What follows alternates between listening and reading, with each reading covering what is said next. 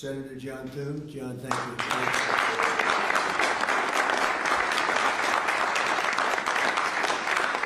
Senator John Barrasso. John, thank you very much. Senator Tom Cotton, wherever you may be. Tom, thank you. Thank you, Tom. Thank you.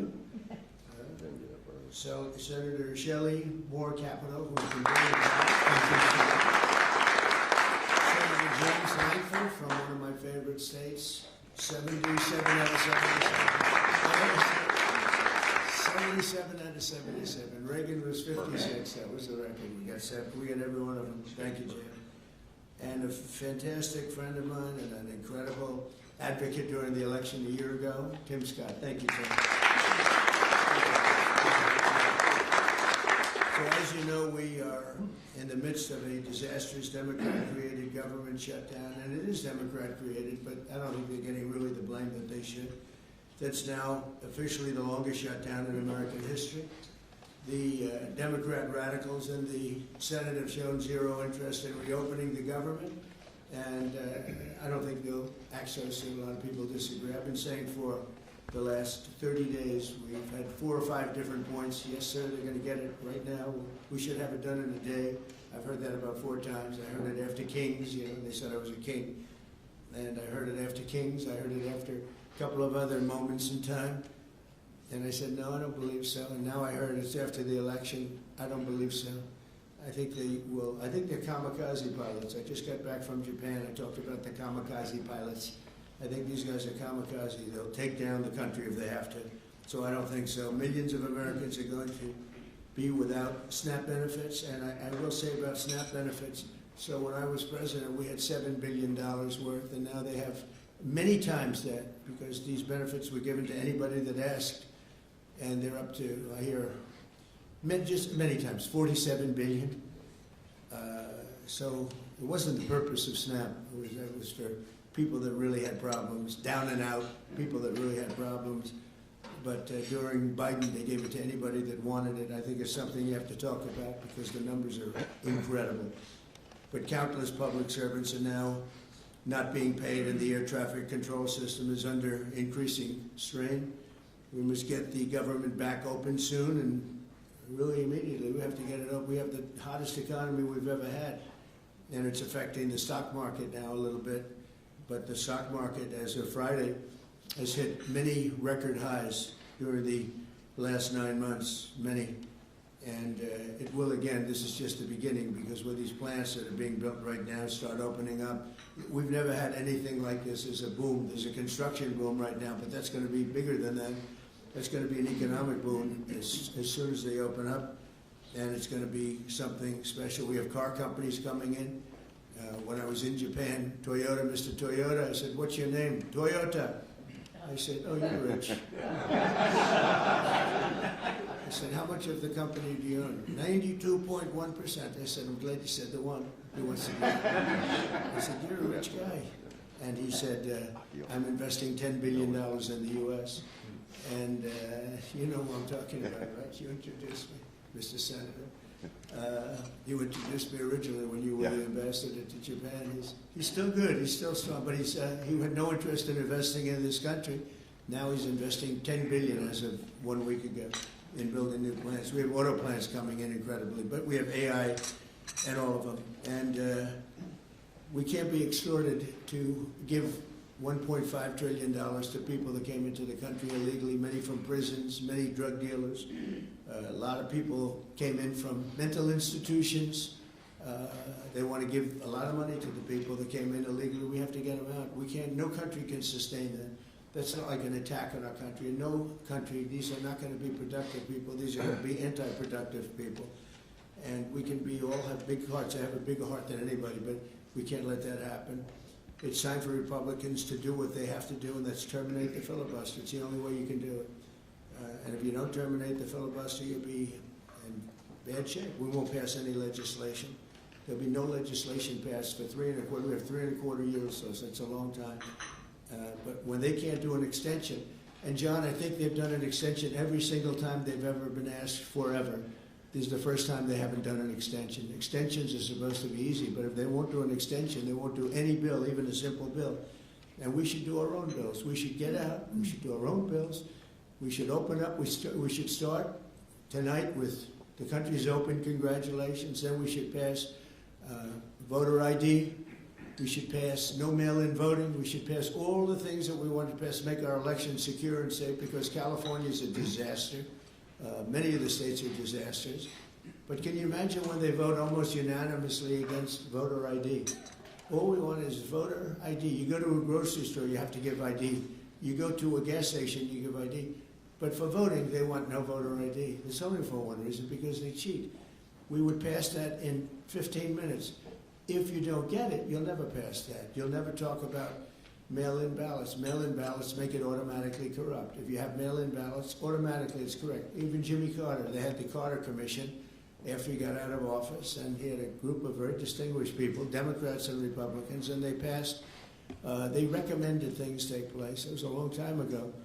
And they said about mail-in ballots, if there is mail-in ballots, there will definitely be corruption, because, you know, they pass through too many hands. I mean, you go in to vote, and they want your card. Even me, I went into Palm Beach. You go in to vote, they want your card, you're this, you're that. They say, I'm sorry to do this, sir, but I have to look at your identification. I said, that's all right. I love that. But, you know, you're really not going to get away with much. It was very, very professional and very good, the way it's supposed to be. But these people don't want that. They have legislation in California where it's illegal to ask somebody for voter ID. If you ask somebody for voter ID, if you're an official and you say, I'd like to see your voter ID, they can arrest you, okay? They can arrest you because they want to cheat, and they get away with it, and the Republicans let them get away with it, and we won't do that if we have the filibuster. So we're going to talk about that a little bit, and we're going to see if we can sway, because I know we have a lot of, not a lot, I'd say half feel this way, maybe a little bit less than half, and it's time to have a really good talk. If I thought that they weren't going to pass the filibuster, I wouldn't even bring it up. They're going to pass it within the first hour, and if they take power, and it's more likely that they take power if we don't do it, because we're not going to be passing any legislation. They're not going to approve anything. We're going to go 3¼ years. There won't be one bill that we're going to pass. Because the easiest thing to pass is exactly right now what they won't pass. And they'll do that, and they'll wreak havoc. But let's assume they get it. They're doing it anyway, so it wouldn't matter. They're doing it anyway. And, you know, I have a case where I have great U.S. attorneys that can't be approved because of the blue slips. The blue slips, I think you should terminate blue slips, too. It's a mental termination because it's really a custom. But if you have a Democrat senator or two is bad, but it doesn't make any difference. If you have one senator writes a negative letter on some great U.S. attorney, we had it in Manhattan, Southern District. Jay Clayton, one of the most respected lawyers in the whole country, by far, one of the most respected, and couldn't get approved. The courts approved him. The courts couldn't believe it. They did it like instantly.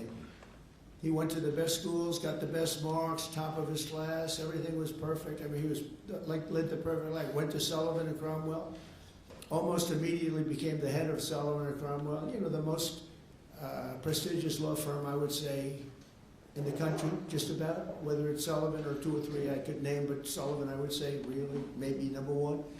He was the head of Sullivan and Cromwell for like 20 years. He went to the SEC, was flawless. He did it for me. He was the SEC chairman. He was flawless.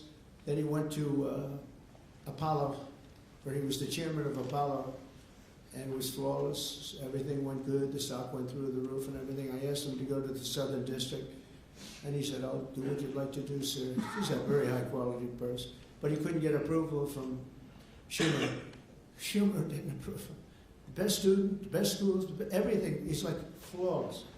And the courts actually said, you're not approving Jay Clayton, right, Lindsay? You heard this. The courts actually interceded, and they approved him. But that's an unusual guy. We have other people that are really good, but people don't know how good. Top students, top colleges, and they're U.S. attorneys, and they won't be approved. They're not going to be approved. We have one in Los Angeles who's phenomenal. Nope. The senators, the Democrats are, you know, again, they're kamikazes.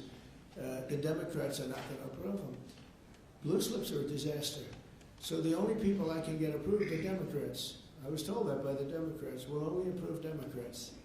I said, really, is that right? It's not going to work that way. It's not going to work that way with me. But the blue slips are a total disaster. I have 10 people right now that are doing a phenomenal job, and they will be out of office pretty soon. They've got another 2-3 weeks, a couple of them, and then they're going to have to leave. And it's actually a blight on their record because, nobody knows why they left, but it looks like they served 8 weeks and then they had to leave. But they're not going to get the approval because the Democrat, radical left, lunatic senators are saying you can't, we're not going to approve you.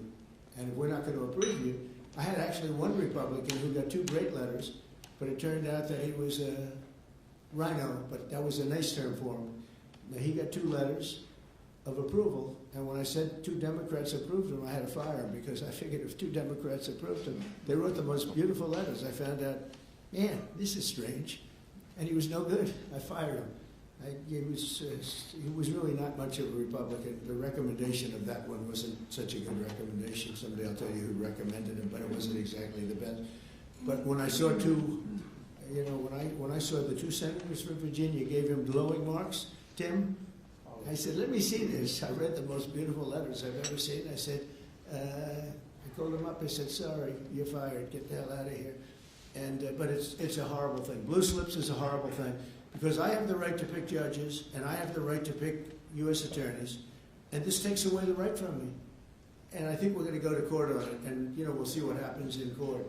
But it gives the president, it takes away the right of the president to pick people to serve on the court and to serve as U.S. attorneys, which is very important. But the biggest thing is the filibuster. We have to get the country going. We will pass legislation at levels you've never seen before, and it'll be impossible to beat us. By the way, if they do, they're going to do it anyway, and they are going to immediately do the filibuster. And when they do the filibuster, they're going to pack the court. They want at least 5 justices. Now I hear it's up to 5. I actually heard up to 7 and up to 9, okay? They want new judges. They want to pack the court, and they will do it in the first day, maybe the week.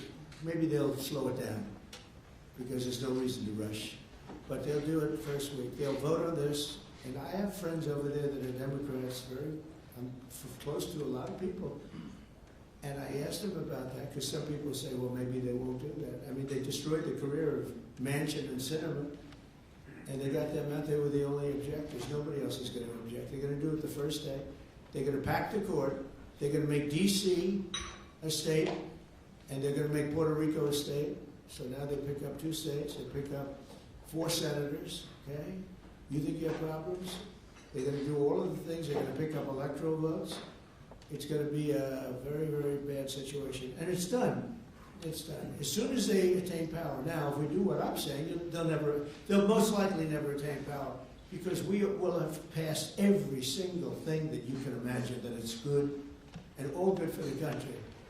And there'll be no reason to. If we don't do that, people say they're not doing much and they're in power.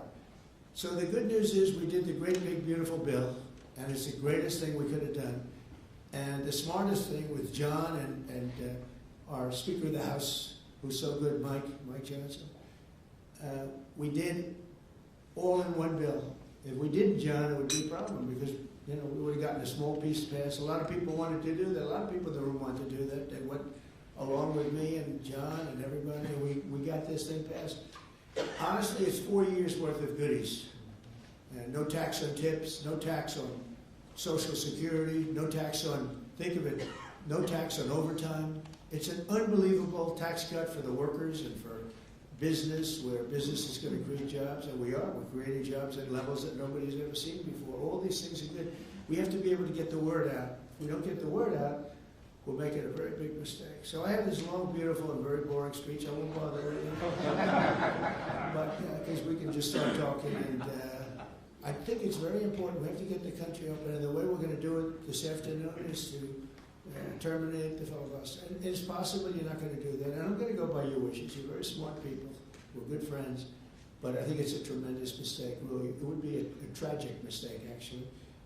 It's time. It's time. If I thought they weren't going to approve, I'd sort of be with you. It'd be fine. I'd be neutral to with you. But knowing that they're going to pass it as soon as they get any semblance of control, they'll pass it first thing. Then it's like we have to do it first. And we have 2 years, and we'll end up with 2-3 years, and we'll have this country so perfect. We will have passed more legislation than any Congress, than any group of senators or a group of congressmen. And we will get it through. They'll send it to us. We'll send it to them. It'll be a beautiful machine. Otherwise, we're just going to sit around and argue with these people all day long. And they're highly unrealistic. Highly unrealistic. Many of them are radical left subversives, frankly. So I want to thank everybody, and we're going to talk. And I want to thank the press for treating us so really well for that foreign trip. It was an amazing, we had just an amazing meeting. Don't forget, 2 months ago, it looked like the whole world was in trouble over rare earth. And that's no longer even a subject that people talk about. It was all worked out very quickly. Without tariffs, I couldn't have done it. I put a 100% tariff on China. As soon as I heard it, within 20 minutes, I put a 100% tariff on China. When President Xi, who's really a friend of mine, as much as he can be a friend, he's a tough man. He's a tough man. Smart man, actually. Very smart. The press doesn't like it when I call him very smart. You know, they think I'm not supposed to call him smart. But at least 1.4 billion people, without question. In fact, during the meeting, we were there. A couple of you were there, and some of you saw it. So he's here, and he's got about 6 people on each side. And every one of those people was standing like this. They were at attention. And I made a comment to one of them, and I got no response. I said, are you going to answer me? I got no response. And President Xi didn't let him have any. So if there's any question, I said, I want my cabinet to behave like that. I'm demanding that I want them sitting up like that, Tim, just nice and straight. I've never seen posture like that. I've never seen men so scared in their lives. They have the equivalent of a vice president. He was, I said, are you going to answer my question? And he's like, he doesn't move. I said, what's wrong with this guy? Oh, I will answer all questions. Why don't you behave like that? JD doesn't behave like that.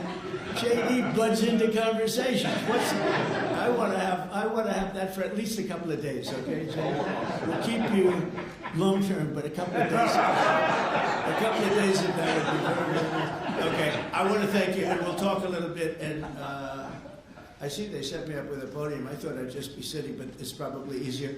I want to thank you all very much. Thank you to the press, and you can go, and we'll speak to you later. Thank you. I'm going to Miami to make a speech today at a big group, and we have a nice big crowd, and we'll see you there. A lot of you are traveling down with me. Thank you very much.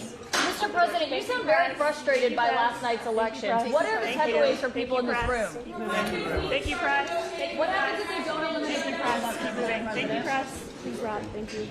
Keep moving. Thank you. Thank you. You guys are moving. Moving, guys. Sick on.